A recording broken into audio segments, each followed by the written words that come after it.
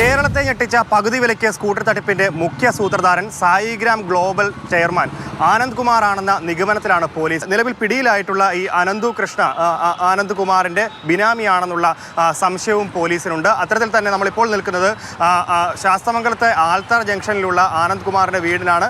ഈ വീട് ഇപ്പോൾ പൂട്ടിയ നിലയിലാണുള്ളത്. നമ്മൾ കോൺടാക്ട് ചെയ്യാൻ ശ്രമിച്ചിരുന്നു. കോൺടാക്ട് ചെയ്യാൻ ശ്രമിക്കുമ്പോഴൊക്കെ തന്നെ ഫോൺ എടുക്കുന്നുണ്ടായിരുന്നില്ല.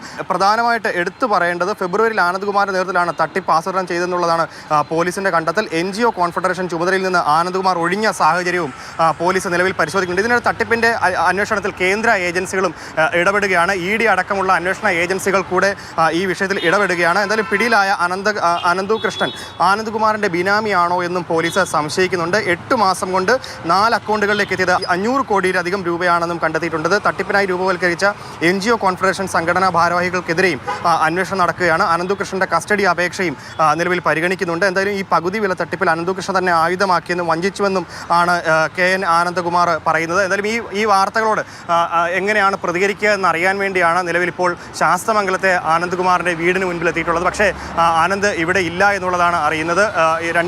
കഴിഞ്ഞ 2 ദിവസമായി വീട് പൂട്ടിയിട്ടിരിക്കുക എന്നുള്ളതാണ് പ്രദേശവാസികളടക്കം പറയുന്നത്. നിലവിൽ പോലീസിൻ്റെ അന്വേഷണം സായിഗ്രാം ഗ്ലോബൽ ചെയർമാൻ ആനന്ദ് കുമാറിനെ കേന്ദ്രീകരിച്ചുകൊണ്ടാണ് പോലീസിൻ്റെ അന്വേഷണം മുൻപോട്ട് പോകുന്നത്.